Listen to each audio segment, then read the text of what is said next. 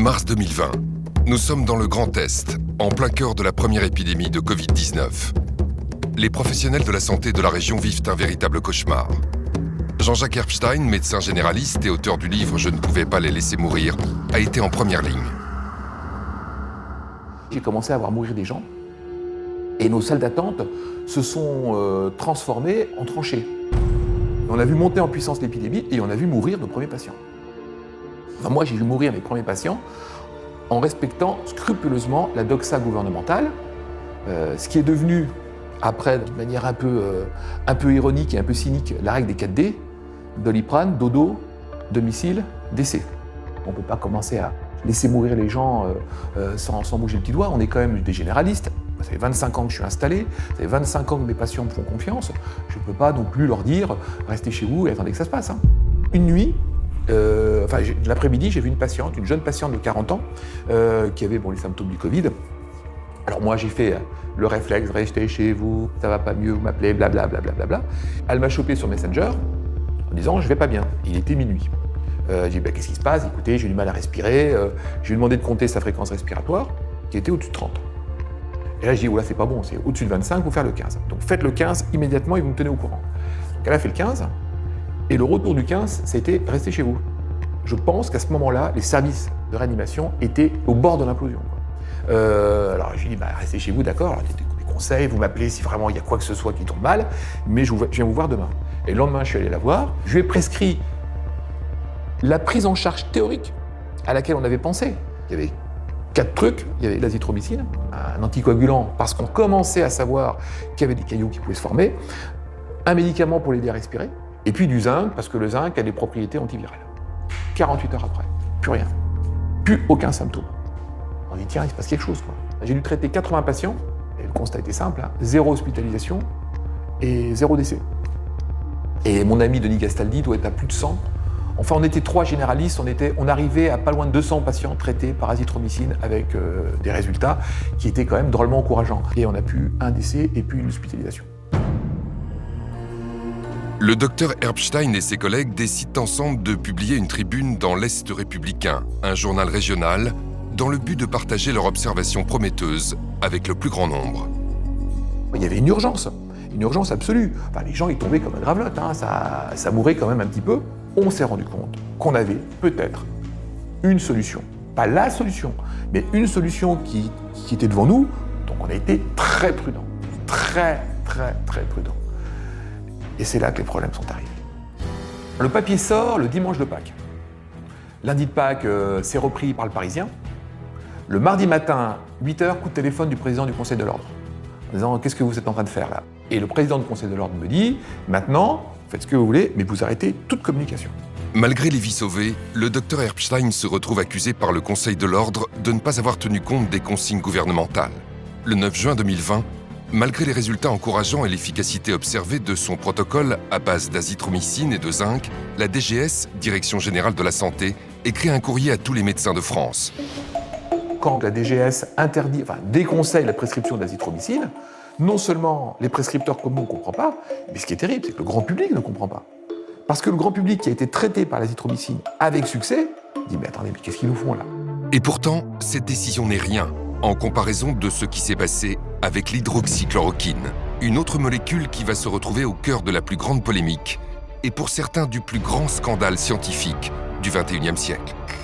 Comment expliquer cette guerre complètement folle, complètement délirante contre l'hydroxychloroquine? A-t-on oui ou non laissé mourir des gens en les privant de solutions qui auraient pu leur sauver la vie? Ils sont nombreux dans le monde médical à en être convaincus. D'autant que, comme vous allez le découvrir, plusieurs traitements naturels ont montré d'excellents résultats contre la Covid-19 sans jamais trouver le moindre relais dans les médias, ni le moindre soutien de la part des instances de santé. Pour quelles raisons? Et dans l'intérêt de qui?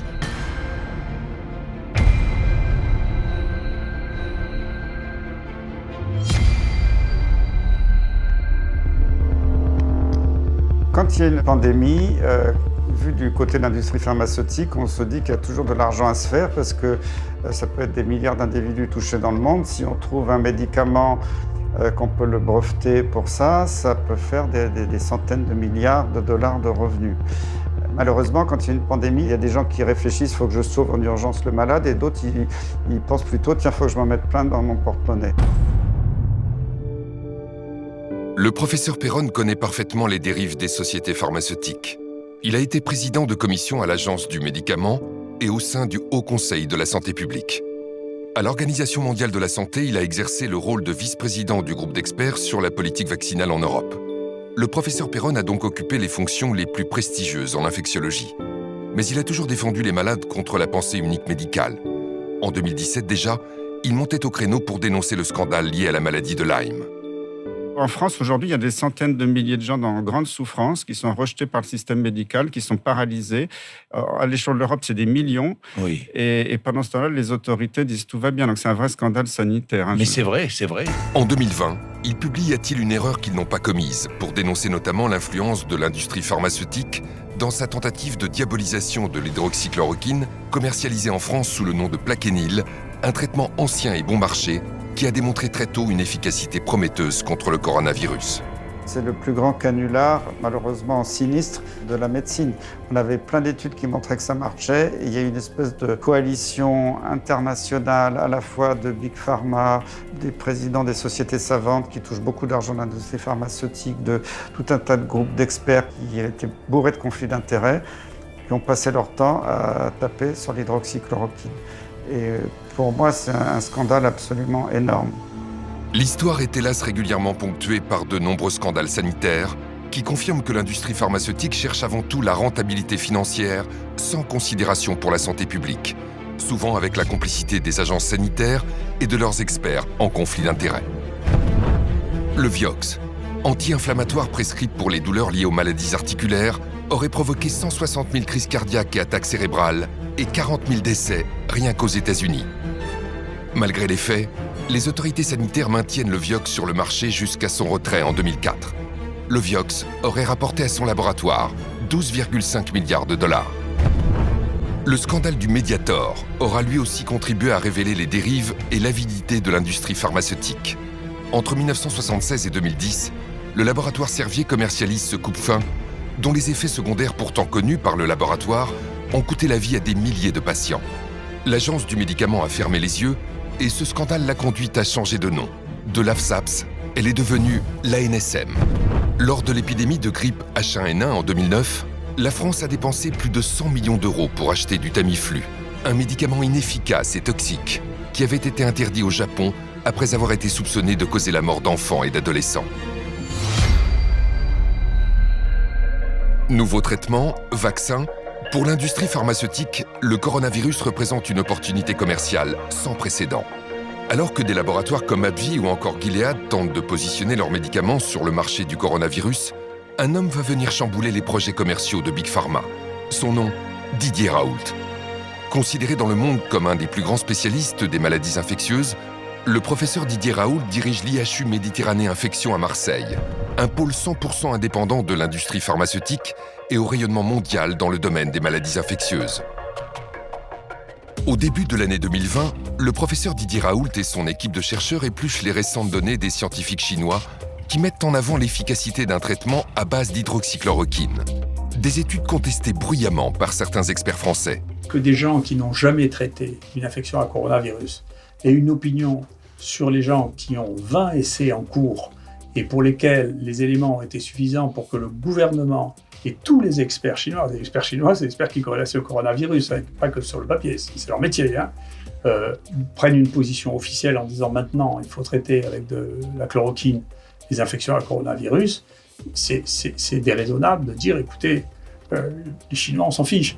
Là est venue la première étude de Didier Raoult, qui avait des contacts en Chine, qui connaissait tout ça, et qui a commencé à faire une étude. Au début, c'était sur 24 malades, un petit nombre de patients.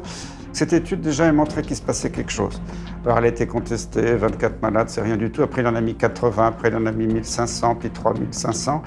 Et là, on a continué à dire, mais ce que fait Raoult, c'est n'importe quoi. Alors que le traitement du professeur Raoult à base d'hydroxychloroquine semble faire ses preuves sur les malades de la Covid-19, les autorités sanitaires françaises, ainsi que de nombreux experts, se montrent étrangement réticents. Nous avons en France la chance d'avoir le meilleur scientifique français reconnu sur la scène internationale, le plus grand chercheur.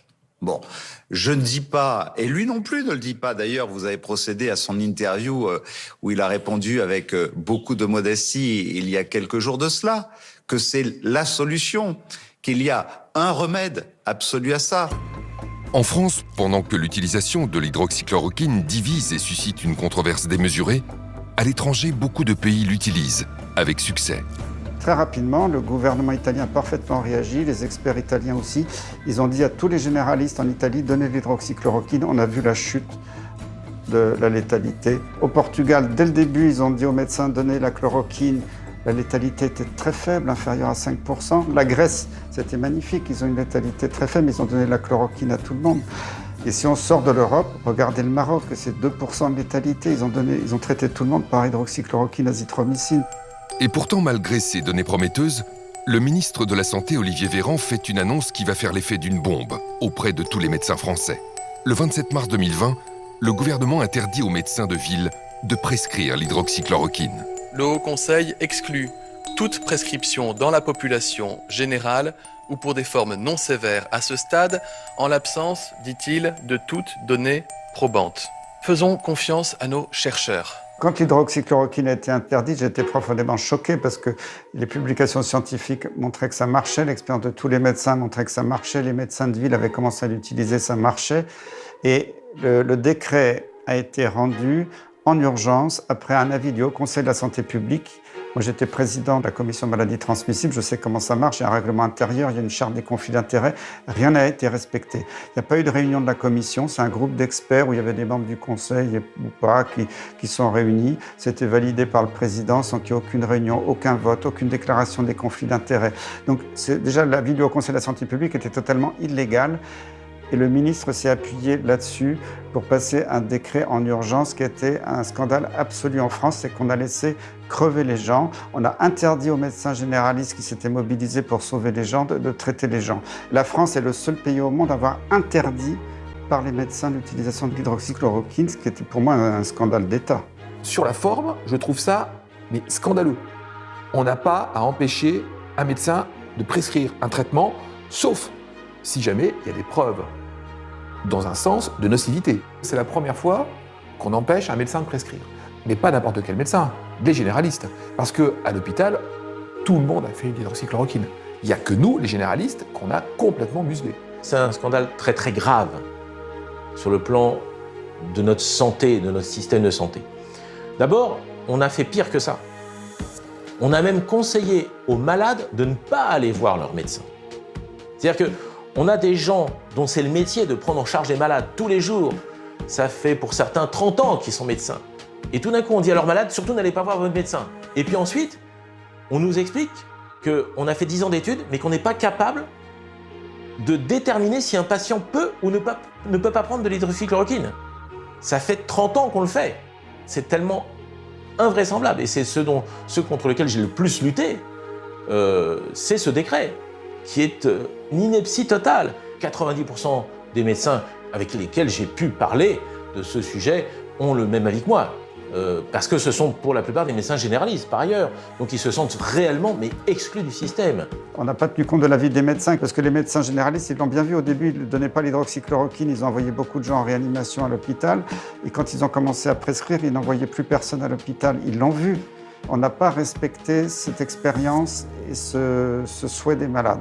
C'est une atteinte très grave à l'exercice de la médecine. L'idée que l'État se saisisse de tâches qui sont du soin usuel, si vous voulez, à la place des médecins et leur interdise de faire un certain nombre de choses qui sont banales, je ne suis pas d'accord. Et pour le dire d'ailleurs tout à fait officiellement, je suis surpris que l'Ordre des médecins ait accepté une chose pareille. Moi, si j'avais été président de l'Ordre des médecins, ce qu'à Dieu regarde, j'aurais démissionné immédiatement.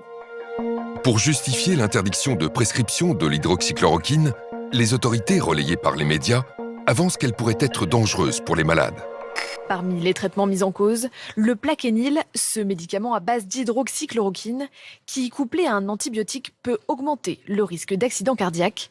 Attention à la chloroquine, c'est l'agence du médicament qui a donc lancé une alerte cette nuit. Le médicament qui suscite beaucoup d'espoir aujourd'hui peut être mortel. Il reste un produit dangereux s'il est mal utilisé. Honnêtement, si un jour on se met à réfléchir sur l'histoire de l'hydroxychloroquine, qui est quand même l'histoire moi, la plus fantasque que j'ai jamais entendue en médecine, de ma vie. D'accord ? C'est-à-dire un médicament qui existe depuis 80 ans, qui a été prescrit peut-être à un tiers de la population du monde, qui en France est vendu à 36 millions de pilules par an, et d'un coup, il y a toutes les autorités qui commencent à dire que c'est un truc épouvantable, criminel, qu'on va mourir tous d'arythmie cardiaque parce qu'on prend ce truc. C'est le truc le plus fantasque que j'ai jamais vu. J'ai jamais entendu parler d'un truc aussi fantasque que ça. C'est inouï. Avant la crise du coronavirus, l'hydroxychloroquine ou plaquenil avait une excellente réputation.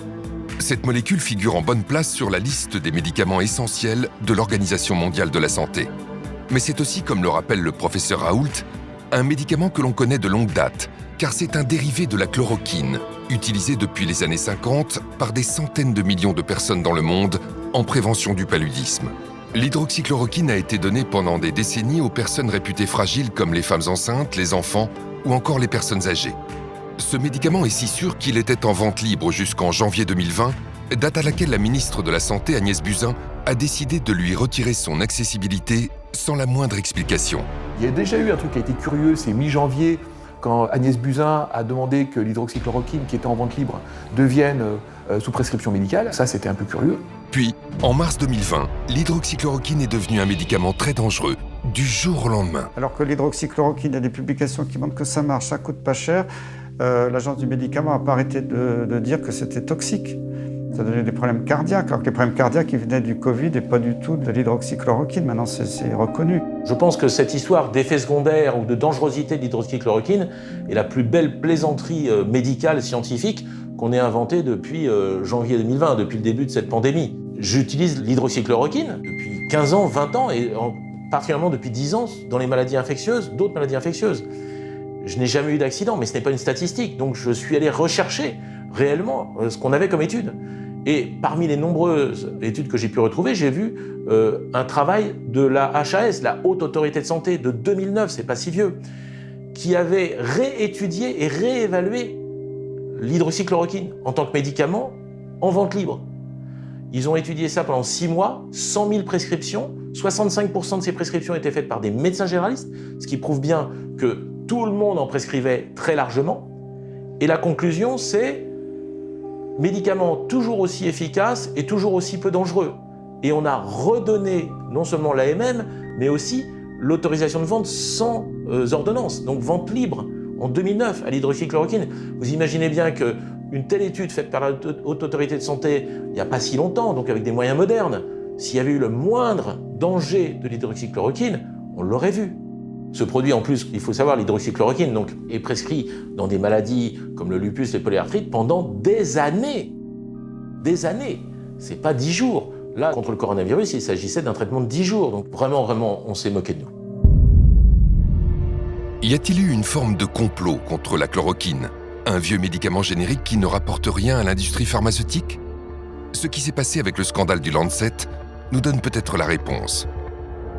Le 22 mai 2020, l'hydroxychloroquine va se retrouver la cible d'une étude publiée dans The Lancet, l'une des plus prestigieuses revues scientifiques du monde. La revue médicale britannique a publié une vaste étude. 15 000 malades ont reçu 4 combinaisons différentes à base de ces 2 molécules, seules ou associées à un antibiotique. Et les conclusions sont très claires. Nous avons posé une question. Y a-t-il un quelconque avantage à utiliser l'un de ces traitements chez les patients hospitalisés avec un Covid-19 ? Et la réponse est un non assez concluant. Il n'y a pas une once de preuve que cela soit le cas. Conclusion de l'étude. La chloroquine et l'hydroxychloroquine ne devraient pas être utilisées en dehors des essais cliniques. Au lendemain de la publication, des décisions immédiates sont prises au plus haut niveau pour abattre l'hydroxychloroquine et torpiller les études en cours. L'Organisation mondiale de la santé suspend le traitement sous hydroxychloroquine dans son vaste essai clinique international Solidarity. En France, les 16 essais cliniques testant l'hydroxychloroquine sont suspendus à la demande de l'Agence de sécurité des médicaments.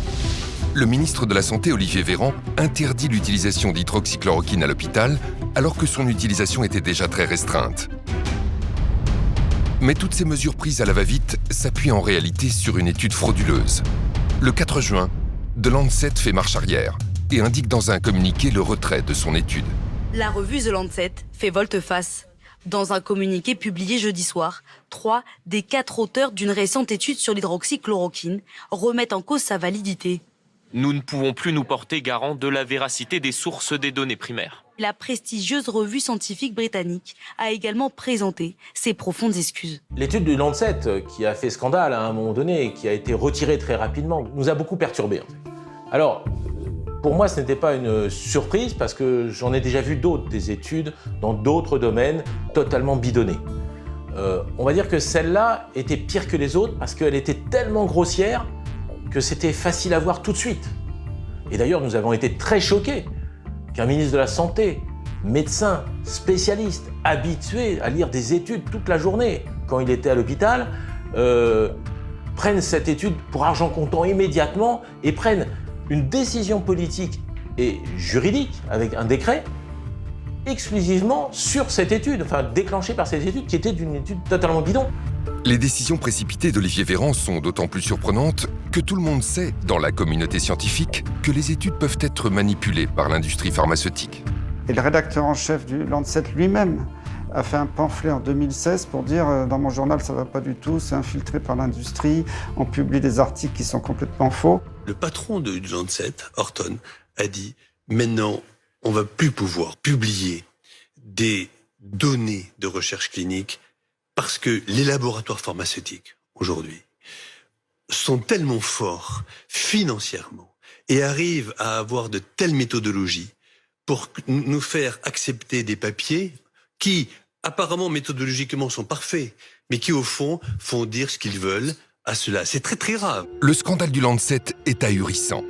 Mais il y a un autre scandale énorme, cette fois franco-français, qui éclabousse les études sur l'hydroxychloroquine. Dès la fin du mois de mars, la France a lancé une grande étude nommée Discovery pour identifier les médicaments qui marchent contre la Covid. On a le protocole Discovery, auquel on croit beaucoup et qui est très important, qui est un protocole européen, avec, vous le savez, plusieurs branches. Il y en a une sur la fameuse hydroxychloroquine et azithromycine. Il y en a aussi sur le remdesivir et plusieurs autres protocoles de traitement. On aura des résultats le 14 mai. Finalement, après des mois d'attente, des résultats partiels sont tombés en septembre, et ils sont saisissants. Dans Discovery, le groupe de malades ayant reçu de l'hydroxychloroquine a connu 31% de morts de moins que le groupe qui n'a pas reçu de médicaments. L'étude montre également une réduction de 17% de la sévérité des symptômes. C'est très encourageant pour ce médicament. Toutefois, il faut préciser que ces résultats ne sont pas significatifs sur le plan statistique, car le nombre de patients n'est pas assez élevé. Cela veut dire qu'il fallait intégrer plus de patients pour confirmer ce bon résultat. Mais ce n'est pas ce qu'ont décidé les responsables français de l'étude. Au contraire, à la mi-juin, ils ont décidé de l'arrêter, rendant statistiquement contestables des résultats pourtant favorables à l'hydroxychloroquine. Et il s'est passé exactement la même chose au CHU d'Angers, où l'hydroxychloroquine était testée contre placebo. L'étude e-Covid a été arrêtée brutalement alors que l'hydroxychloroquine était en train de montrer une diminution de la mortalité de 46%. Là encore, le résultat n'est pas significatif statistiquement, faute de patients en nombre suffisant. Mais avec un tel signal positif, une mortalité divisée par 2, il y avait toutes les raisons de continuer l'étude plutôt que de l'arrêter en cours de route. Je voudrais bien que des journalistes d'investigation interrogent les gens responsables de ces essais pour leur dire « mais comment se fait-il que vous les ayez arrêtés ? Quel est le rationnel scientifique de l'arrêt d'un traitement qui a été mis en cours, qui est officiel, que vous l'arrêtez prématurément alors que vous n'avez qu'une partie de ce que vous aviez prévu de faire et que les résultats préliminaires sont à faveur de l'hydroxychloroquine ?» Ça, c'est une question intéressante. Cette affaire est d'autant plus troublante que, par comparaison, un autre médicament a bénéficié d'un traitement très différent. Il s'agit du remdesivir, un médicament à 2 000 € la dose, fabriqué par le laboratoire Gilead.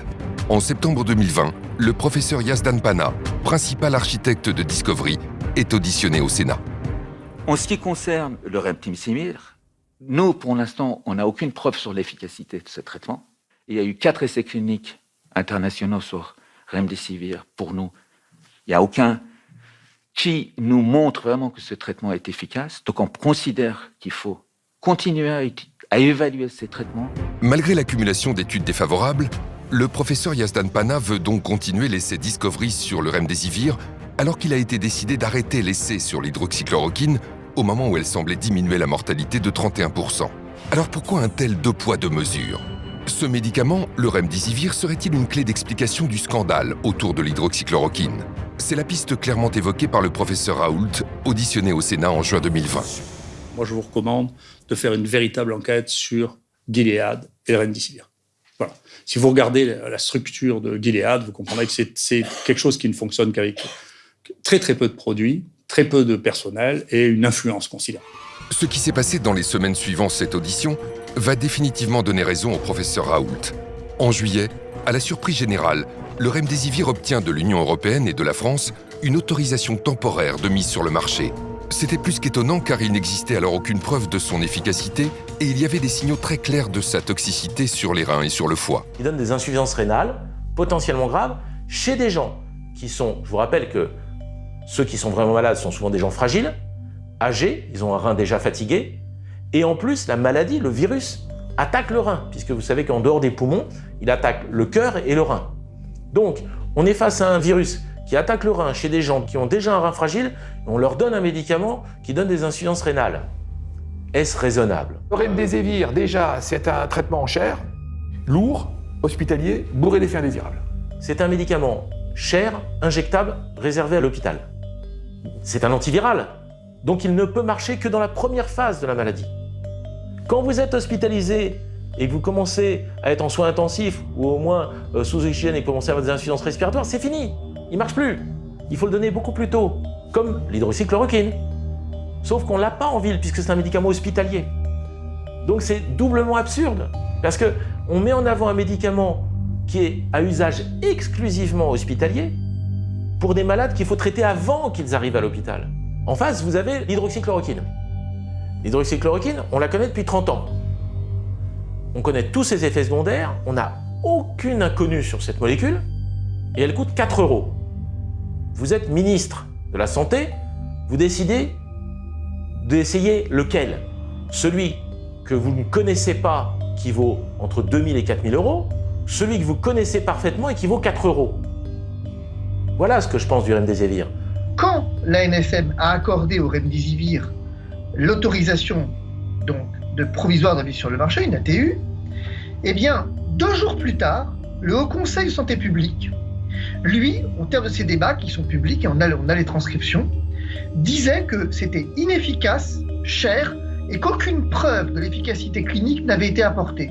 Donc comment est-ce que l'ANSM a pu accorder une autorisation avec le texte dit une présomption forte d'efficacité, là où les experts, 2 jours plus tard, diront que c'est notoirement inefficace. Et en un temps record, je ne sais pas, en 2 semaines, c'était autorisé à l'Agence du médicament américaine, en un temps record à l'Agence du médicament européenne, en un temps record à l'Agence du médicament française. Ils ont une autorisation de mise sur le marché. Mais c'est un scandale énorme. Ce scandale énorme devient encore plus criant à l'automne. Le 8 octobre 2020, la Commission européenne signe l'achat de 500 000 doses de remdesivir avec le laboratoire Gilead. À plus de 2 000 € le traitement, c'est un contrat à plus d'1 milliard d'euros pour un médicament qui n'a jamais fait la preuve de son efficacité. Plus grave encore, quelques jours après ce méga contrat, l'Organisation mondiale de la santé publie les résultats de son grand essai Solidarity. Les conclusions sont claires et définitives. Le remdesivir ne sauve pas la moindre vie et n'accélère pas la guérison des malades. Ces conclusions définitives n'ont pas empêché l'Union européenne de signer un contrat à 1 milliard d'euros pour ce médicament. Et dans la foulée de ce contrat, le remdesivir est distribué largement dans les hôpitaux français. Juste après que tout le monde se soit mis d'accord sur le fait que le remdesivir ne sert à rien, eh bien, on reçoit du ministère de la Santé, du directeur général de la Santé, une lettre qui nous dit maintenant, vous pouvez utiliser le remdesivir quand vous voulez, c'est gratuit, on en a tant que vous voulez. Vous pouvez donc mettre des perfusions pendant 10 jours avec un produit qui ne sert à rien et qu'on a acheté. Mais vous n'avez pas le droit d'utiliser l'hydroxychloroquine, qui est un médicament que 2 milliards de personnes ont pris dans leur vie et qui n'a pas donné d'effets secondaires, à part essentiellement des problèmes oculaires quand on prend ça pendant plus d'1 an. Donc, si vous voulez, il y a quand même là un problème de fond. C'est particulièrement choquant parce qu'au même moment, l'Agence du médicament a refusé à nouveau d'autoriser l'hydroxychloroquine en France. L'Agence du médicament refuse au professeur Raoult une recommandation temporaire d'utilisation de la chloroquine en disant « Écoutez, on ne peut pas, professeur, parce que, vous comprenez, 1, ça ne marche pas, 2, c'est dangereux. C'est même très dangereux, la chloroquine. » Sauf que cette même agence du médicament avait 2 mois auparavant, 3 mois auparavant, au mois de juillet, accordé une autorisation, cette fois-ci temporaire d'utilisation, au remdesivir, qui lui était notoirement inefficace, et je vais y venir, et effectivement spécialement dangereux. Qu'est-ce que ça cache? Qu'est-ce que ça cache? Tous les scandales de santé publique commencent comme ça. Ce refus d'autoriser l'hydroxychloroquine est d'autant plus choquant qu'à la fin du mois d'octobre, les preuves scientifiques sont désormais massivement favorables à ce traitement. Sur 136 études réalisées sur ce médicament, les 3/4 concluent à son efficacité contre la Covid-19. Et quand l'hydroxychloroquine est donnée suffisamment tôt, comme le recommande le professeur Raoult, elle montre une efficacité dans 100% des études publiées. C'est pour cela que de très nombreux pays utilisent et recommandent ce médicament dans le monde entier. À l'automne 2020, 3 des plus grandes nations de la médecine recommandent officiellement l'hydroxychloroquine. La Chine, qui a inclus la chloroquine dans sa liste officielle des médicaments contre la Covid. La Russie, qui recommande l'hydroxychloroquine en traitement précoce. Et l'Inde, qui la recommande aussi à la fois en prévention et en traitement de la Covid-19. Si on regarde les pays où la létalité était la plus forte, c'est les pays les plus riches et soi-disant les plus avancés sur le plan économique, que ce soit la France, la Grande-Bretagne, la Belgique. Et on s'aperçoit que ce sont les pays qui sont le plus sous l'influence de l'industrie pharmaceutique. Et ça, c'est dramatique, alors que les pays soi-disant plus pauvres, qui n'avaient pas trop les moyens, s'en sont extrêmement bien sortis avec des médicaments pas chers comme l'hydroxychloroquine. Face à toutes ces preuves, le refus de l'Agence du médicament d'autoriser l'hydroxychloroquine est difficilement compréhensible. Quelle indécence de la part de la NSM de venir dire que la chloroquine n'a pas de présomption simple d'efficacité, là où le remdesivir avait, lui, une présomption forte d'efficacité. Nous sommes dans un mensonge d'État. Le parquet de Paris devra ouvrir une information judiciaire pour savoir pourquoi est-ce que finalement, depuis le départ, la chloroquine est à ce point décriée et pourquoi est-ce que le remdesivir, dont l'efficacité a été reconnue comme nulle, c'est pas moi qui le dis, le professeur Combe dit effectivement efficacité clinique nulle et il dit « je suis désolé d'être aussi dur », 2 jours après que la NSM ait accordé cette autorisation d'utilisation. Donc qu'est-ce que ça cache? Nous saisissons le parquet parce que nous pensons, nous craignons qu'effectivement nous soyons au cœur d'un scandale. De fait, pour imposer le remdesivir, Gilead a sorti en coulisses l'artillerie lourde, et ce, dès le début de l'épidémie. Lors de son audition au Sénat en juin 2020, le professeur Raoult dénonçait déjà des méthodes peu orthodoxes. Je vous le rappelle, moi quand j'ai commencé à parler pour la première fois de la chloroquine, il y a quelqu'un qui m'a menacé à plusieurs reprises, de manière anonyme. J'ai porté plainte et j'ai fini par trouver que c'était celui qui avait reçu le plus d'argent de Gilead depuis 6 ans. Quand même. D'accord? Donc, si vous voulez, j'ai une expérience personnelle, d'accord, de fonctionnement qui ne me paraissent pas normaux. Peut-être que c'est une coïncidence, mais c'est pas sûr parce qu'il me disait qu'il m'interdisait de parler de la chloroquine, d'accord? J'ai les mails, j'ai porté plainte officiellement à la police, on sait qui c'est. Ce que révèle le professeur n'est pas un cas isolé, car la plupart des experts infectiologues français ont des liens d'intérêt avec le laboratoire Gilead. Le journal Science et Avenir en a calculé le nombre exact. 85% des spécialistes français les plus reconnus des maladies infectieuses ont touché de l'argent de Gilead Sciences. Au total, Gilead a versé 18,5 millions d'euros aux professionnels de santé en France depuis 2013. En coulisses, les enjeux financiers sont immenses. L'évolution du cours en bourse de Gilead étant directement liée à la question de l'efficacité ou non de l'hydroxychloroquine et donc en partie aux déclarations du professeur Raoult. Gilead est une société qui est cotée à peu près à 100 milliards de dollars. Nous pouvons remarquer sur ce graphique qui est le cours de bourse que son action a monté de façon assez spectaculaire avec le début de la pandémie. Cela a donné une augmentation de la valorisation de cette entreprise d'environ 30 milliards de dollars. Et on peut voir que cette augmentation est très très fluctuante. Donc il est tout à fait normal effectivement qu'à chaque nouvelle information, comme le début des tests, des essais cliniques qui montrent que le remdesivir est prometteur, que cette action monte. Mais ce qui est assez étonnant, c'est qu'on voit que les baisses de ce cours de bourse semblent expliquées par la promotion de l'IHU, de l'hydroxychloroquine, donc un traitement concurrent du remdesivir. Mais nous pouvons voir que ces fluctuations sont quand même importantes et représentent en quelques jours environ des fluctuations de 10 milliards de dollars. Au regard des milliards qui se jouent dans l'économie boursière, le laboratoire Gilead compte bien sur ses nombreux experts avec lesquels il entretient des liens d'intérêt. L'hydroxychloroquine que défend le professeur Raoult, vous pas, vous restez sur vos positions ? Je pense que maintenant la question est réglée. C'est le cas en particulier du professeur Karine Lacombe, qui s'est positionnée sur tous les plateaux de télévision contre l'hydroxychloroquine. Karine Lacombe a reçu plus de 200 000 € des laboratoires pharmaceutiques, dont 28 000 du laboratoire Gilead. Dès le départ, avant même d'avoir les résultats de Discovery, elle annonçait l'inefficacité de l'hydroxychloroquine. Grâce à Didier Raoult, et on le remerciera pour ça, on a mis en place beaucoup plus rapidement que prévu les essais qu'il fallait et on montrera que la chloroquine ne marche pas, en revanche, que d'autres marchent. Tous ces experts qu'on a pu voir continuellement sur les chaînes d'information n'ont jamais déclaré leur lien d'intérêt ni leur conflit. Normalement, ils auraient dû se retirer, mais ni même les médias n'ont fait ce travail pour expliquer aux téléspectateurs, finalement, quels étaient les liens des personnes qui se prétendaient experts. Mais peut-on avoir aujourd'hui un expert qui ne travaille pas pour un laboratoire? Parce que les laboratoires font systématiquement travailler les experts les plus connus. On a beaucoup critiqué les experts qui ont reçu de l'argent des laboratoires, de Gilead entre autres, mais de tous. Est-ce que vraiment ça les a influencés? Je ne sais pas. Je ne me permettrai pas de faire de procès d'intention. Mais il faut un contre-pouvoir. Et aujourd'hui, on a vu, avec cette crise du coronavirus, que le contre-pouvoir n'existait pas. On a vu que tout le monde allait dans le sens du plus riche, tout le monde allait dans le sens du médicament qui va rapporter le plus. Et c'est ça qui est gênant. Et on dit alors à qui on doit faire confiance? L'influence de Gilead s'exerce aussi au plus haut niveau. Même nos décideurs ont été trompés, comme l'a confié un grand infectiologue au journal Marianne. Gilead a atteint un tel pouvoir qu'il peut compter sur certains grands professeurs pour faire office de lobbyiste officieux. Ce qui a fait que le remdesivir s'est retrouvé en haut de l'affiche sans aucune preuve de son efficacité.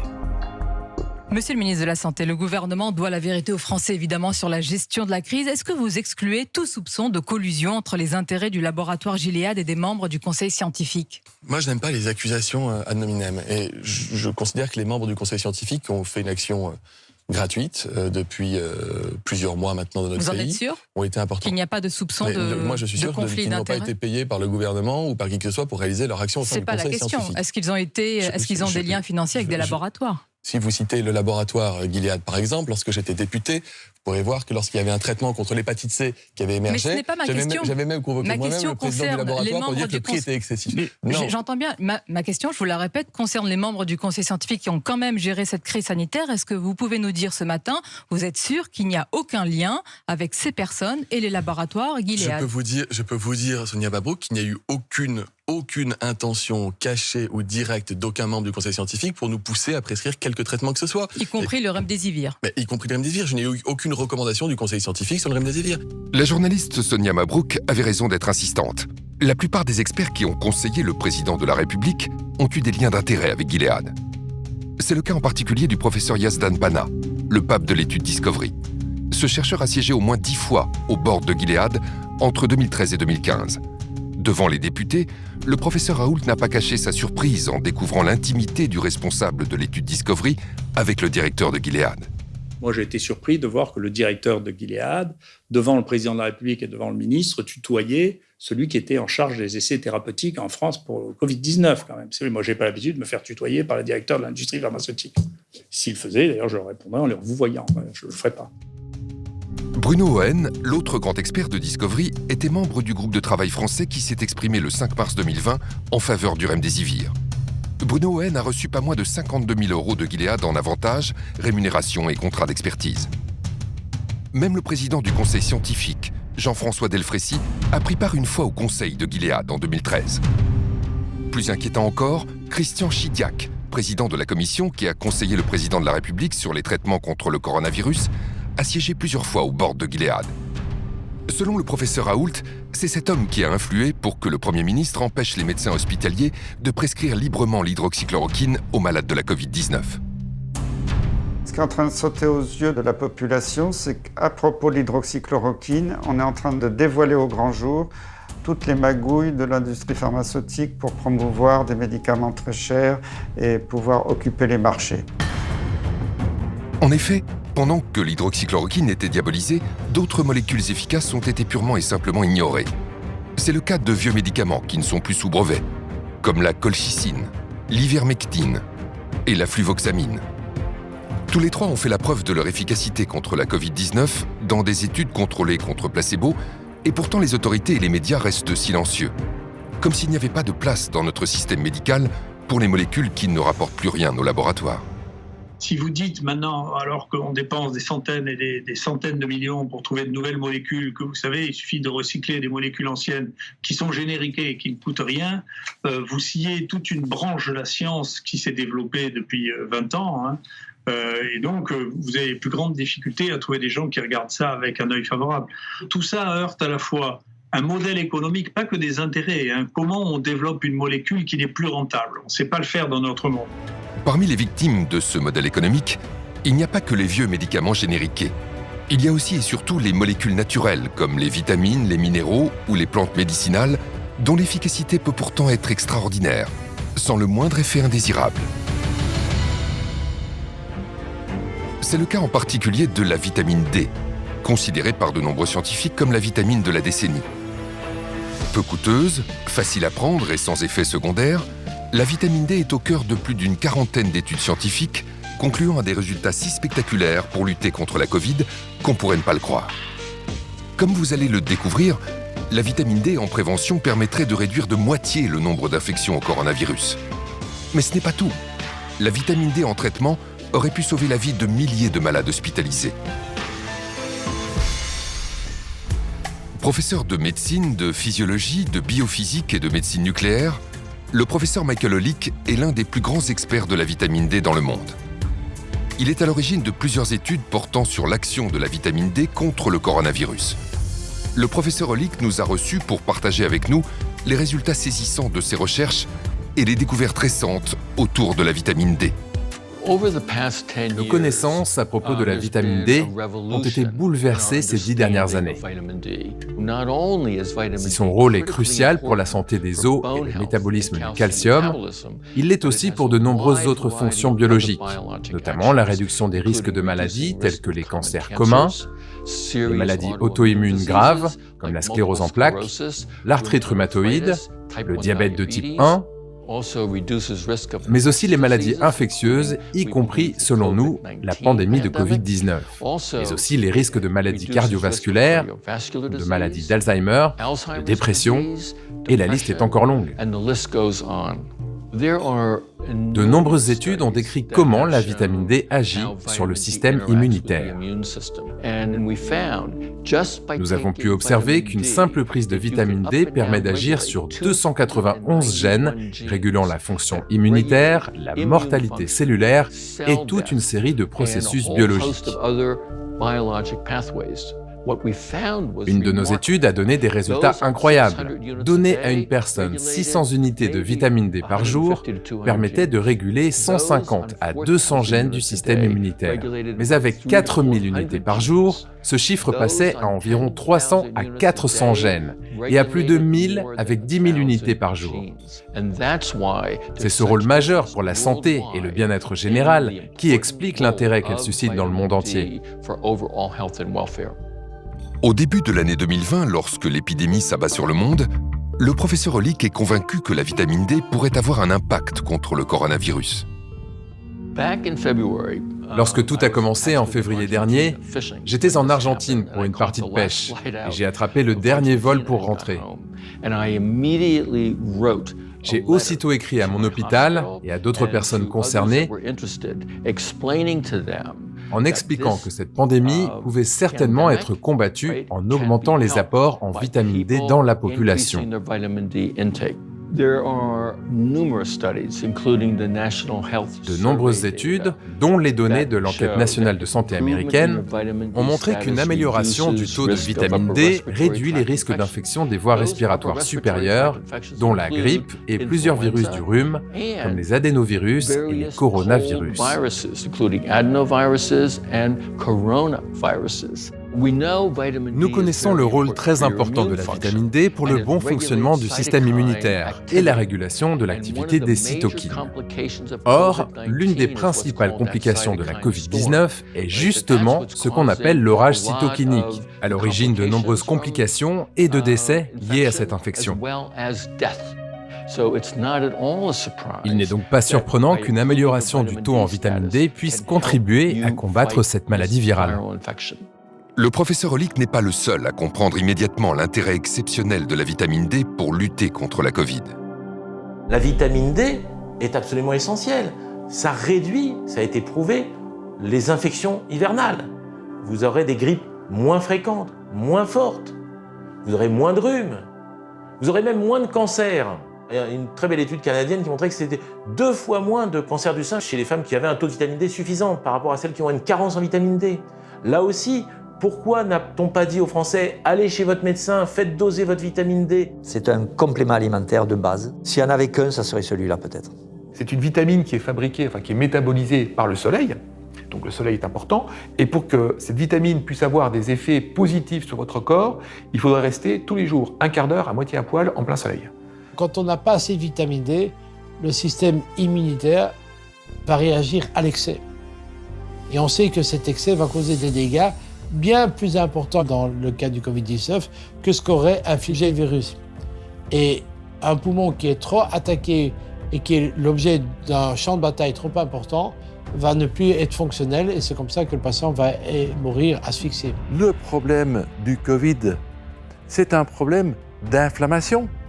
Et lorsqu'on regarde les capacités anti-inflammatoires de la vitamine D, on devrait systématiquement le retrouver sur toute notre table au petit déjeuner.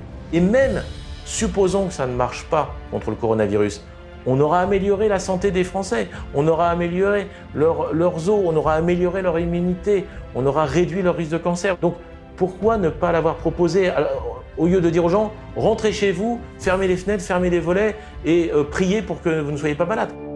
En France, le 22 mai 2020, l'Académie de médecine a publié un communiqué dans lequel les académiciens affirment que la vitamine D devrait être donnée aux malades de la Covid pour atténuer la tempête inflammatoire et ses conséquences. Une information de la plus haute importance qu'aucun média ni aucune autorité sanitaire ne va pourtant relayer. Le professeur Hollick décide alors de mener plusieurs études grandeur nature pour évaluer concrètement l'action de la vitamine D sur le coronavirus à différentes étapes de la maladie.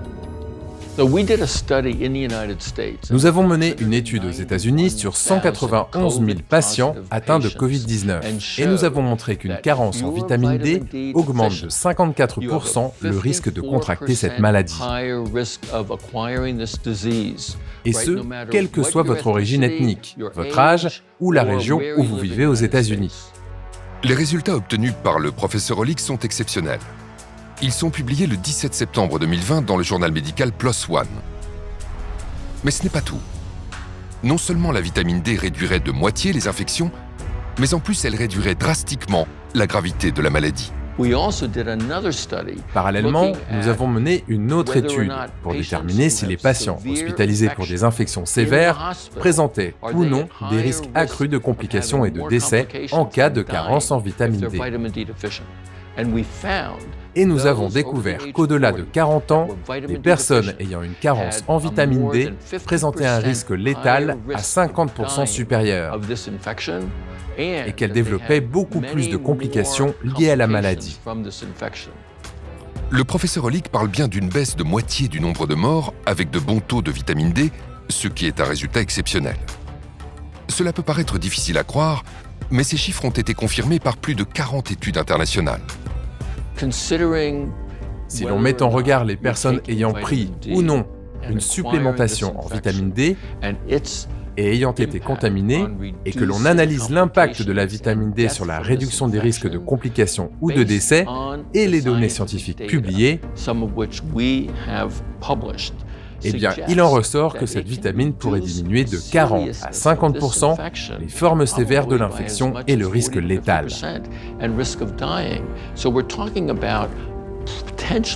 Je pense qu'on parle potentiellement de centaines ou de milliers de personnes qui auraient pu éviter l'hospitalisation, effectuer des séjours moins longs à l'hôpital et surtout éviter la complication ultime, à savoir la mort. Nous en concluons donc que c'est un bouclier puissant contre le risque de contracter cette maladie infectieuse grave. Une étude randomisée espagnole confirme la conclusion du professeur Hollick. Des chercheurs ont séparé en deux groupes 76 patients. Les 2 tiers ont reçu des doses importantes d'un analogue de la vitamine D3. 1 tiers a reçu un simple placebo. Dans le groupe placebo, la moitié des patients est partie en réanimation. 2% seulement dans le groupe vitamine D. Mieux, tandis que 8% du groupe placebo sont décédés, on ne déplore aucun mort chez les patients du groupe vitamine D. À ce jour, on estime que 40% de la population mondiale est carencée en vitamine D. 80% en France. Parmi les plus touchés, les personnes âgées. Plusieurs études en France et dans le monde prouvent que la vitamine D réduit le risque d'infection et de décès. C'est ce qui a été observé dans un EHPAD frappé par le virus lors de la première vague. La vitamine D a protégé les malades. On a observé en fait que les résidents qui avaient été supplémentés en vitamine D récemment, en fait dans les 30 derniers jours avant l'infection, eh bien, avaient une survie qui était 90% supérieure aux résidents qui avaient reçu de la supplémentation en vitamine D plus ancienne. Je pense que les maisons de retraite devraient en prendre conscience et administrer systématiquement de la vitamine D à leurs résidents. Nous savons qu'ils sont susceptibles d'être à risque de carence en vitamine D et qu'ils courent un risque très élevé de contracter cette infection et d'en mourir. Aux États-Unis, j'ai recommandé d'administrer immédiatement 50 000 unités de vitamine D. Le message du professeur Hollick n'a toujours pas été entendu. Seule l'Angleterre a finalement décidé à l'automne 2020 de distribuer gratuitement une supplémentation en vitamine D à 2 millions de personnes âgées et vulnérables dans l'espoir de réduire leur risque de développer une forme grave de Covid-19. En France, comme dans d'autres pays, le silence des autorités est assourdissant. Quand on dit que la vitamine D peut aider à combattre cette maladie, cela soulève des interrogations. Les médecins connaissent le lien entre la vitamine D, le rachitisme et la santé osseuse, voire même peut-être l'ostéoporose chez la femme. Mais ils sortent rarement des sentiers battus. Ils ne savent pas qu'il existe une littérature impressionnante démontrant que les récepteurs de vitamine D sont présents dans le système immunitaire et qu'ils ne sont pas là pour rien. Mais le sujet mobilise peu. Il est peu exploité par les fabricants de médicaments, par les professionnels de la santé ou par les responsables de la santé publique, qui sont censés s'occuper du bien-être de la population. J'espère donc vraiment que nos études et celles qui sont en train d'être publiées finiront par attirer l'attention. La vitamine D n'est pas le seul remède étrangement oublié face à la Covid-19. Pour se défendre efficacement contre cette maladie, notre corps a également besoin d'oligo-éléments. Parmi les plus importants, on trouve le zinc.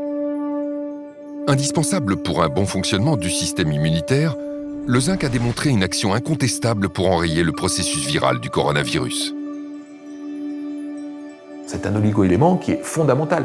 Il intervient quand même dans 200 réactions chimiques dans le corps, en boostant les hormones, en boostant des enzymes. Donc c'est un truc qui est très important, le zinc. Le zinc est un métal indispensable pour que les cellules se divisent normalement.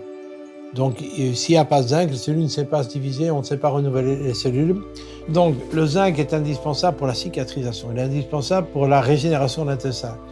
Il est indispensable pour la réponse immunitaire. Le zinc a été considéré comme le nutriment le plus essentiel au système immunitaire et sa carence dans le monde est responsable de plusieurs centaines de milliers de morts. Le zinc, en plus, on a des études qui montrent que ça marche sur le coronavirus.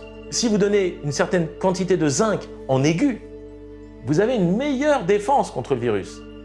Mais évidemment, vous n'allez pas attendre d'être infecté pour prendre du zinc. Mais vous avez des dizaines d'études sur l'intérêt du zinc comme stimulant immunitaire pour réduire le risque d'infection virale. Alors non seulement ça réduit le risque d'infection, mais ça réduit surtout la gravité des infections. Pourquoi on n'a pas dit aux Français, prenez du zinc, allez voir votre médecin et voyez avec lui si vous avez besoin de zinc. On peut même doser le zinc dans le sang. C'est dommage qu'on n'ait pas fait ça. Mais ça rapporte rien à personne. Le zinc peut-il donc être envisagé comme un traitement possible contre le coronavirus? Le pharmacien Claude Lagarde a été l'un des premiers en France à en être convaincu. En mars 2020, alors que la France vit la première semaine de son premier confinement, le docteur Claude Lagarde adresse une publication réalisée par son laboratoire à un réseau de plusieurs milliers de médecins pour les sensibiliser sur la pertinence de cet oligo-élément dans le traitement de la Covid-19. Nous avons été les premiers à parler du zinc. Après, tout le monde en a parlé, et tout le monde en parle. Mais moi, je n'ai pas inventé le zinc. Il était connu, le zinc. Depuis 50 ans, on sait qu'il est actif sur les maladies virales. Des vieux médecins nous ont appelés en disant « mais de toute façon, tout le monde le sait. Avant, on prescrivait aux enfants des oligo-éléments, du zinc et du cuivre quand il y avait des infections virales. » On a tout de suite vu que les gens qui tombaient, qui étaient malades, étaient des potentiels carencés en zinc. Car ce zinc agit à plusieurs niveaux. Dans cette infection, et dans les infections virales en général, il est capable de bloquer la réplication virale. Ça, c'est très important. C'est publié depuis 50 ans. Aucun n'en a parlé officiellement. Ensuite, il agit dans l'immunité. Il a un intérêt majeur aussi, c'est qu'il va probablement jouer un rôle dans la pénétration du virus dans la cellule. Il peut bloquer à ce niveau déjà la pénétration du virus. Dès que le virus est rentré dans l'organisme, il va créer des petites blessures dans le poumon. Il rentre par les voies respiratoires dans le poumon.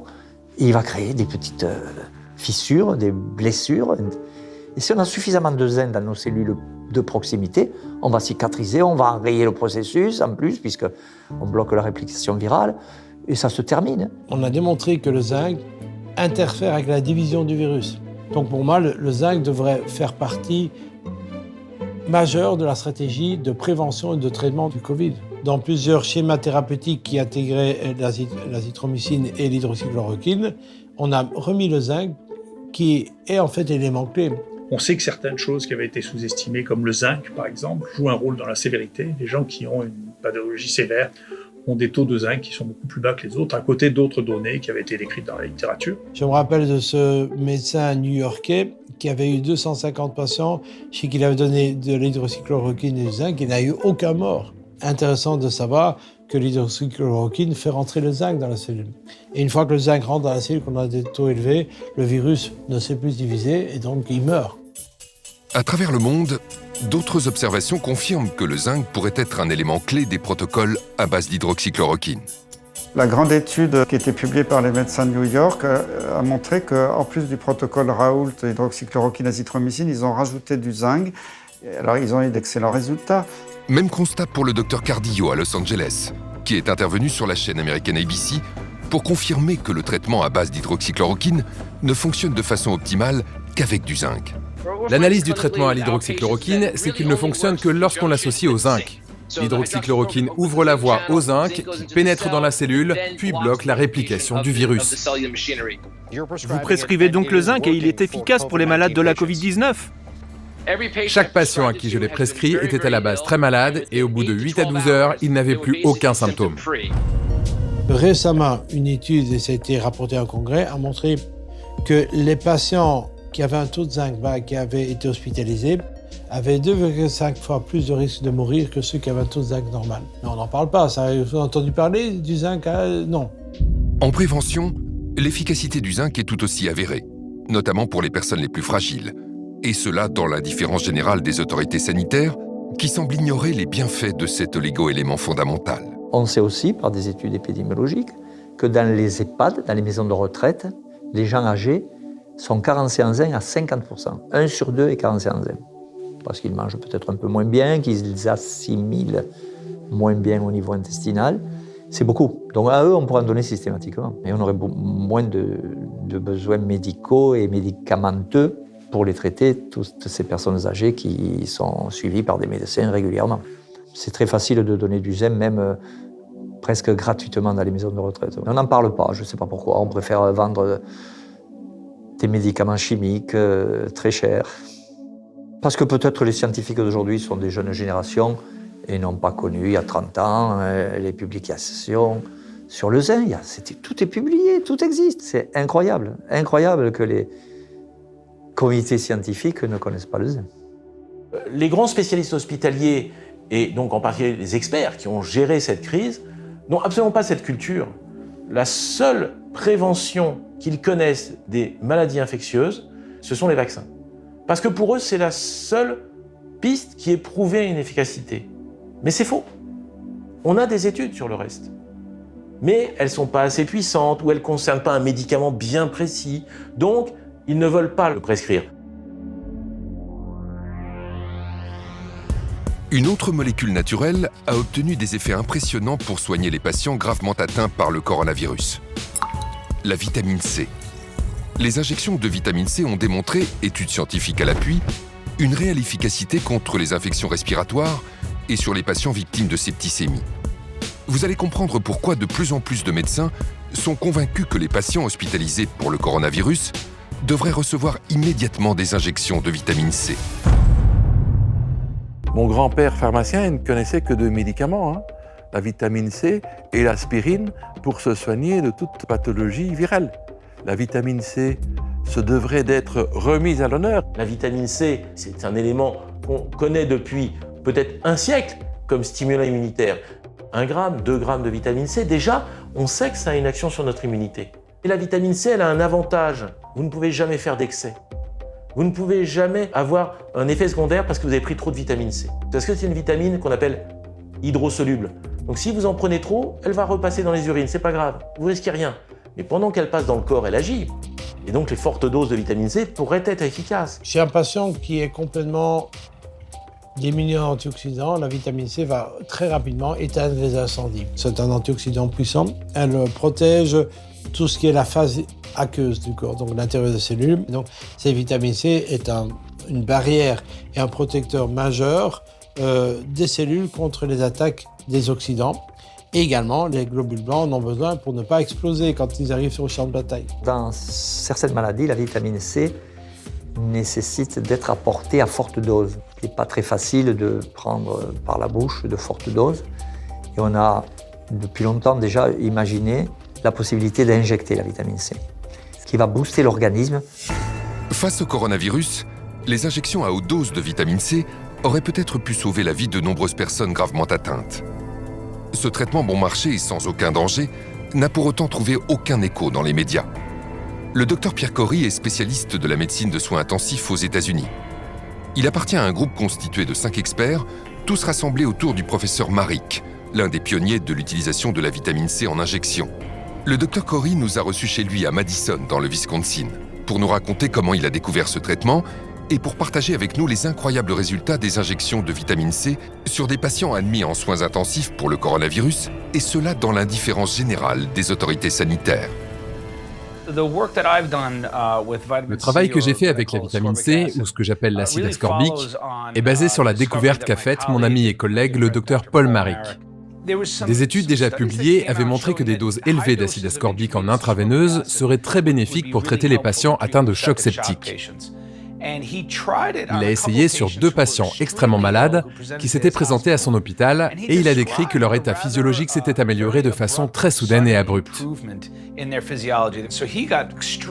Cela l'a donc fortement intéressé et il a mené une étude dans laquelle il a traité la 50aine de patients suivants qu'il a reçus qui souffraient d'infections sévères et il a remarqué à chaque fois que ces patients se rétablissaient du jour au lendemain. Il a donc publié son expérience avec ces 50 patients en la comparant avec les 50 patients qu'il avait traités avant eux, sans utiliser la vitamine C en intraveineuse. Et ce qu'il a montré, c'était une diminution spectaculaire du taux de mortalité. Une grande quantité de patients survivaient avec beaucoup moins de défaillance des organes. Ils n'avaient pas d'insuffisance rénale, ils n'avaient pas besoin de dialyse. Je n'avais jamais entendu parler d'un médicament capable d'améliorer le taux de survie des patients de façon aussi significative. Impressionné par les résultats obtenus par le docteur Marik, Pierre Corry décide d'appliquer son protocole. J'ai essayé cela sur un patient qui venait d'arriver dans mon unité de soins intensifs. Il était extrêmement malade, c'était un patient qui n'avait aucun système immunitaire. Comme il était en train de recevoir une transplantation de la moelle osseuse, Il avait terminé toutes ses séances de chimiothérapie, il n'avait plus aucun globule blanc et son état se détériorait rapidement. Ce que j'ai vu avec cet homme, c'est qu'en l'espace de 2 ou 3 heures, son état s'est stabilisé. Et au bout de 6 heures environ, ses reins se sont remis à fonctionner, sa tension artérielle s'est normalisée, son état mental s'est amélioré, il a pu parler plus clairement. Quand je suis rentré chez moi ce soir-là, je n'arrêtais pas de penser à lui et à la puissance de ses réactions au traitement. Et quand je suis arrivé au travail le lendemain matin, il était en train de prendre son petit déjeuner en discutant avec sa femme et on s'apprêtait à le sortir des soins intensifs pour le ramener à l'étage où il était normalement. Et depuis ce moment-là, j'ai réalisé beaucoup de travaux dans ce domaine. J'ai mené ma propre étude et je dirais que ce que mon étude ajoute aux publications existantes, ce que j'ai découvert en utilisant cette approche dans mon propre service de soins intensifs, c'est que les effets de la vitamine C en intraveineuse et les réponses qu'elle produit dépendent entièrement du moment où elle est administrée. Il faut l'administrer très rapidement après l'arrivée du choc septique, de préférence aux urgences ou très tôt dans l'unité de soins intensifs. Fort des résultats spectaculaires obtenus avec la vitamine C sur des patients victimes d'un choc septique, les docteurs Paul Marik et Pierre Cory vont appliquer leur protocole sur des malades atteints de la Covid-19. Les résultats obtenus confirment leurs prévisions. Puisque nous savons, et c'est la conviction que je partage avec mes collègues, que la vitamine C fonctionne dans les cas de choc septique ou de septicémie, devrions-nous en déduire qu'elle peut fonctionner aussi dans les cas de Covid ou de difficultés respiratoires liées à la Covid? Eh bien oui, absolument. Au stade où j'en suis aujourd'hui, nous avons déjà un essai randomisé contrôlé et un essai rétrospectif qui montrent tous les deux les effets très bénéfiques de la vitamine C à haute dose dans des cas d'insuffisance respiratoire liée à la Covid. Donc je ne comprends pas la décision de ne pas utiliser ce traitement. Il est sans danger, peu coûteux, de nombreuses données montrent qu'il fonctionne très bien sur les lésions pulmonaires comme les pneumonies ou le syndrome de détresse respiratoire aiguë, donc on devrait l'utiliser. L'efficacité des injections de vitamine C est observée aux 4 coins du monde. Pourtant, aussi incroyable que cela puisse paraître, certains médecins snobent ce puissant outil thérapeutique. Selon un article, on a estimé qu'entre 15 et 20% des médecins aux soins intensifs l'utilisaient. Pourquoi n'y en a-t-il pas plus? C'est une question à laquelle j'ai beaucoup réfléchi et à mon avis, il y a peut-être 3 raisons à cela. Premièrement, il s'agit d'une vitamine. Et par rapport aux vitamines, depuis longtemps, dans la médecine allopathique professionnelle, il y a un énorme parti pris contre les vitamines. Donc, en tant que médecin, promouvoir des vitamines est considéré comme non scientifique et inconvenant. Deuxièmement, il y a un malentendu au sujet de la nature du traitement. Il ne s'agit pas juste de donner quelques comprimés de vitamine C aux patients. Et troisièmement, il y a cette obsession de faire des essais randomisés contrôlés pour apporter des preuves définitives. Et ce qui me tue vraiment, c'est que ces essais existent et démontrent que la vitamine C en intraveineuse a eu des effets bénéfiques sur le taux de survie. Et malgré cela, les médecins continuent de ne pas l'utiliser, parce que l'essai est trop modeste, parce qu'il faut en faire un plus grand, etc. Ce parti pris influence énormément la façon d'interpréter des données pourtant scientifiques. Si le zinc, la vitamine C ou encore la vitamine D ont démontré qu'ils étaient de réels traitements pour les malades du coronavirus, ils sont aussi, comme d'autres micronutriments essentiels, d'une incroyable efficacité en prévention pour améliorer nos défenses immunitaires. Car plus notre terrain est solide, moins le virus est dangereux. J'ai toujours aimé la formule de Béchamp, le microbe n'est rien, le terrain est tout. Il n'y a pas un exemple plus beau que la Covid-19 pour illustrer cette phrase. Parce que vous vous rendez compte quand même que le même virus va, chez certains, donner rien, aucun symptôme. Les gens font l'infection sans strictement aucun symptôme, ils ne le savent pas, et d'autres meurent. C'est le même virus. Donc on ne peut pas dire que la gravité est liée au virus. C'est pas possible, puisque si la gravité était liée au virus, tout le monde aurait une maladie grave. Vous voyez, je veux dire, plus ou moins, bien sûr, mais là, ça va de rien à la mort pour le même virus. Donc c'est bien une histoire de terrain. Le microbe n'est rien, le terrain est tout. Et donc, si on stimulait cette immunité de nos patients, est-ce qu'ils n'auraient pas des chances d'être moins malades? Mais à aucun moment, on a dit aux Français, stimulez votre immunité. L'absence de conseils préventifs est d'autant plus délétère que les confinements et la communication anxiogène des autorités ont impacté le moral de la population. Ce qui me rend le plus en colère aujourd'hui dans cette histoire de pandémie, c'est la peur que l'on a introduite chez la plupart de nos concitoyens.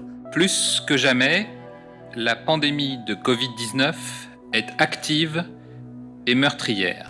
On a joué avec cette peur, on l'a entretenue et elle est dramatique à beaucoup de niveaux. On le sait tous, le stress fait chuter le système immunitaire. Ceux qui font de l'herpès le savent. Un gros stress, le bouton d'herpès sort. Pourquoi un bouton d'herpès sort? Parce que le système immunitaire a chuté. C'est connu de tout le monde, c'est incontestable. Nos défenses naturelles qui ont besoin d'être remontées parce qu'on est en face d'un virus se trouvaient être au contraire amenuisées, affaiblies par, je dirais, la sinistrose, le catastrophisme, la panique qui se retrouve sur toutes les chaînes de télé, dans tous les médias qui ne cherchent qu'à faire du sensationnalisme. On a vu celui que j'appelle le croque-mort officiel de la DGS, le professeur Solomon, qui venait tous les jours égrener ces chiffres quand même. C'était redoutable la manière dont il balançait ça. Quand on nous donne le nombre de morts, pourquoi ne pas dire ces gens qui meurent, ils étaient hospitalisés depuis 1 mois et demi. Ces gens qui meurent, ils ont tel âge, ils ont telle comorbidité, ils sont très obèses, ou ils ont... En entretenant la peur dans la population, je pense qu'on a au contraire aggravé les risques sanitaires plutôt que le contraire.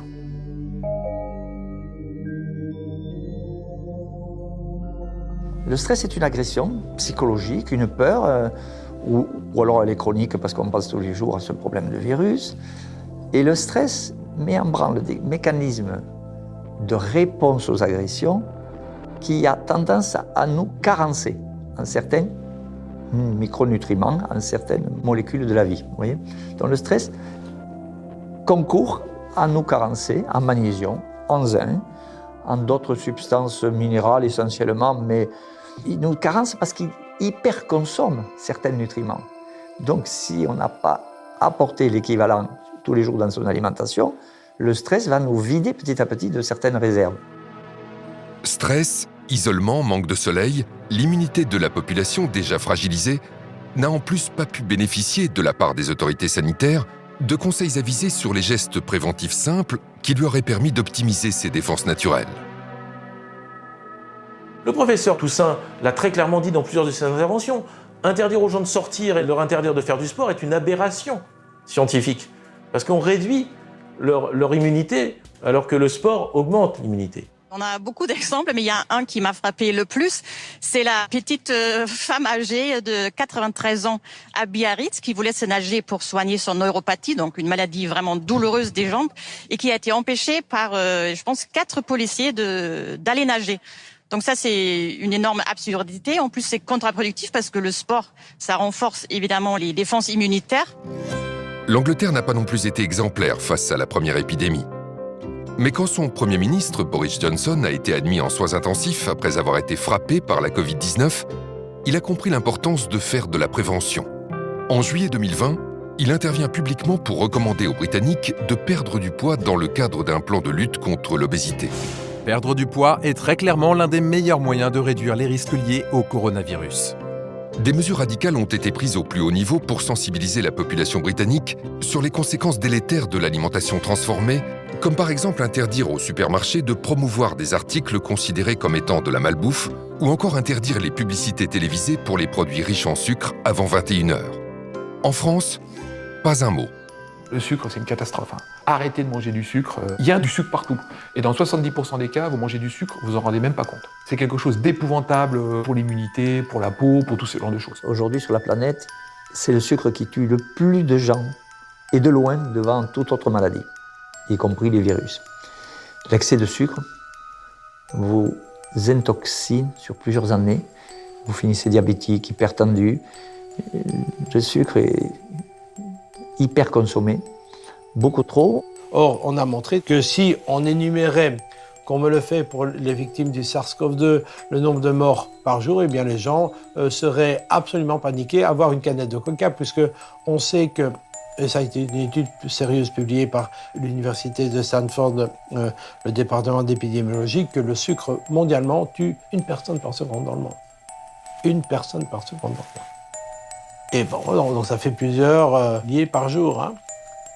Et ça, on n'en parle pas. Donc vous devez savoir que, notamment au niveau des communautés européennes, l'industrie du sucre dépense 3 milliards de dollars par an pour le lobbying, pour ne pas que des décisions contre les industries qui mettent du sucre prennent des décisions, notamment pour l'étiquetage. Quand on vous dit ça, vous avez tout compris. Face au coronavirus, une bonne hygiène alimentaire peut faire toute la différence. C'est ce que le docteur Asim Malhotra a déclaré dans le journal European Scientist. Le grand public doit être informé immédiatement qu'il lui faut réduire le sucre, les glucides transformés et la malbouffe, et se mettre à consommer des produits bruts, riches en légumes, fruits, noix, graines, avec beaucoup de protéines, de légumineuses, de poissons, viande, œufs, pour améliorer sa santé en quelques semaines et l'aider à se protéger contre le nouveau coronavirus. Pourquoi ne conseille-t-on pas aux gens de se prémunir, de leur donner des conseils alimentaires pour prévenir des désordres et des pathologies? Eh bien, je pense tout simplement parce que dans les études de médecine, on n'apprend pas la santé aux futurs médecins. On leur apprend à faire des beaux diagnostics en s'aidant d'explorations coûteuses, souvent des radios, des analyses de laboratoire, des scanners, etc. Et on arrive à des diagnostics, mais avec un diagnostic, on a un traitement dont le médecin, il pense que son rôle, c'est de diagnostiquer et de traiter. Alors qu'il devrait être la première personne qui s'occupe de prévention. 400 ans avant notre ère, Hippocrate, le père de la médecine, disait « Que ton alimentation soit ta première médecine ». Depuis, la biologie et la technologie sont passées par là et ont permis d'observer que chaque rouage du système immunitaire fonctionne grâce à des nutriments particuliers que notre alimentation est censée nous apporter. Ainsi, armé avec de bonnes munitions, notre système immunitaire dispose de l'arsenal idéal pour combattre une multitude de menaces telles que les bactéries, les champignons, les parasites ou encore les virus. Puisque l'intestin contient 60% de nos cellules immunitaires, vous comprenez bien que l'alimentation joue un rôle majeur sur notre immunité. Seulement de nos jours, l'alimentation est souvent trop riche en calories et trop faible en nutriments essentiels, même lorsque l'alimentation est équilibrée. C'est pourquoi pour de plus en plus de professionnels de la santé, la micronutrition apparaît comme une solution préventive particulièrement efficace contre les virus. Notre organisme est une véritable usine chimique qui fabrique des hormones, des anticorps, des quantités de molécules, des tissus, du muscle, des organes. Donc, tout se fait par de la chimie interne, ce qu'on appelle la biochimie. Et cette biochimie nécessite des substances que nous devons manger absolument. Donc protéines, acides aminés, acides gras polyinsaturés, vitamines, toutes les vitamines, oligo-éléments, qui sont des catalyseurs. Sans eux, les milliards de réactions chimiques dans l'organisme ne peuvent pas bien se réaliser. La micronutrition, c'est un moyen de restaurer le bon fonctionnement de l'organisme. C'est d'apporter donc des nutriments à l'état de trace, parce que c'est micronutriments pour corriger ces défaillances. La plupart de mes patients ont des carences sévères en oméga 3, des carences en sélénium, en vitamine D. Je me rappelle de ce patient qui a un cancer du pancréas, qui est venu me voir parce qu'il est désespéré, parce que, en fait, quand on vous dit que vous n'avez plus que pour 3 mois à vivre, soit vous acceptez, vous allez faire votre testament, soit vous essayez de voir s'il n'y a pas une alternative. Et ce patient, à qui on avait dit vous êtes inopérable, a voulu quand même faire autre chose. Son bilan nutritionnel était catastrophique, on l'a corrigé. Il a pu, avant une chimiothérapie, la tumeur a régressé, on a pu l'opérer et il est en rémission complète.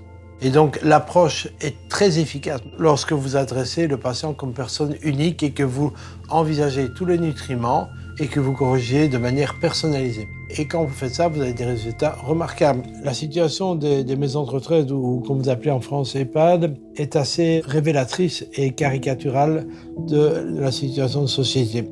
Les personnes âgées, en moyenne plus de 80 ans, ont été les premières victimes et restent les premières victimes de cette infection à virus SARS-CoV-2 Covid-19, ce qui est révélateur de leur état micronutritionnel détestable et complètement carencé. On a des moyens efficaces qui sont de corriger le taux de vitamine D, le taux de zinc, le taux d'antioxydants. Et c'est ça qui est un peu interpellant. Pourquoi, alors que cela est connu, est-ce qu'on ne le propose pas aux patients ? Cette omerta s'exerce également sur les nombreuses autres solutions naturelles à notre disposition. C'est le cas notamment des traitements fondés sur les extraits de plantes et les principes actifs naturels, plus communément appelés la phytothérapie. La plupart des médicaments ont été aspirés à partir des plantes. Le problème, c'est que les plantes ne sont pas vénales, n'ont pas breveté leurs inventions.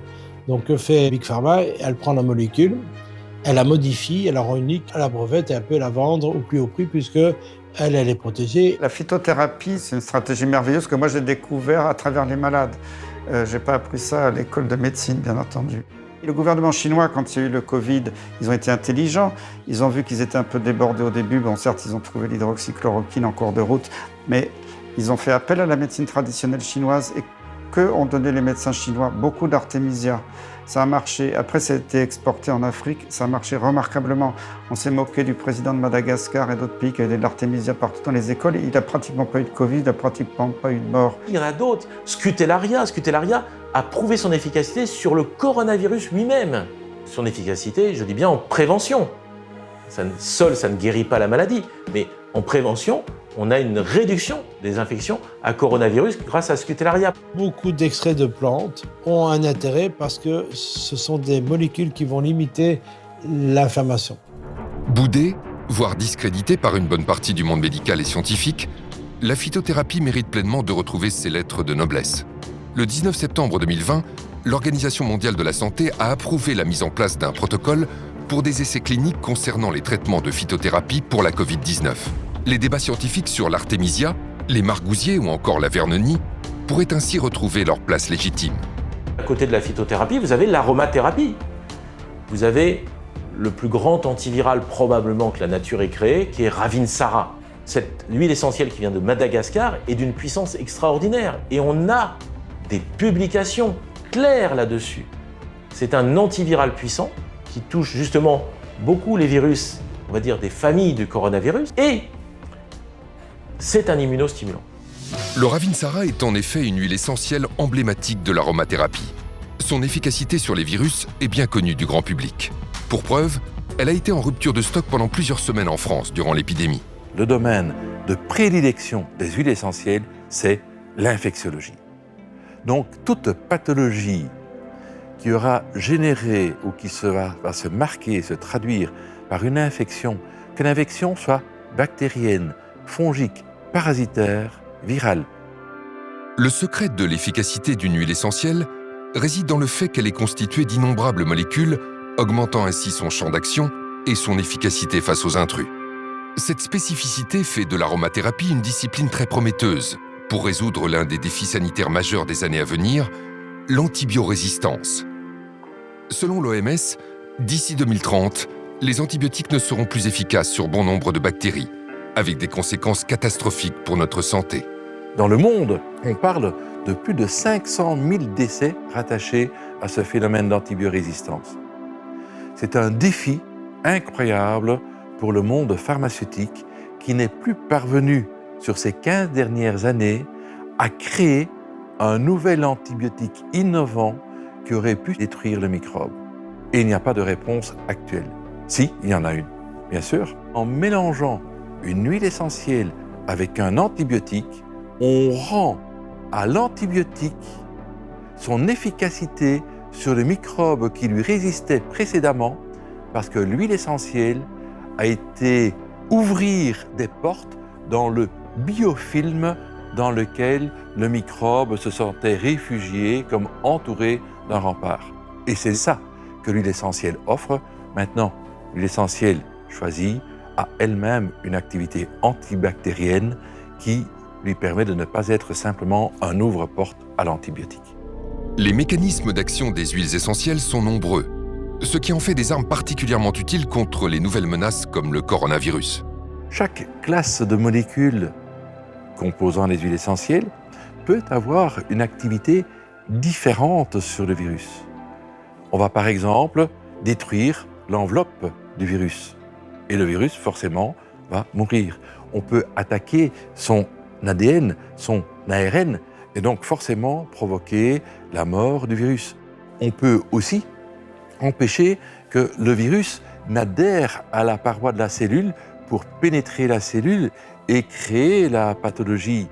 Pourtant, malgré toutes ces actions avérées pour faire face aux microbes et aux virus, l'aromathérapie est régulièrement discréditée dans les médias, particulièrement durant l'épidémie de coronavirus.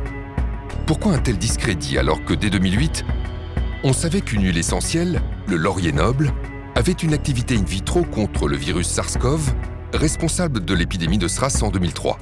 Pourquoi ne pas avoir immédiatement testé les huiles essentielles contre le SARS-CoV-2, Nous nous heurtons à un scepticisme d'un monde médical qui ne peut pas croire que ces huiles essentielles aient un intérêt thérapeutique. Si vous ne pouvez pas breveter une molécule, vous ne ferez jamais d'études dessus.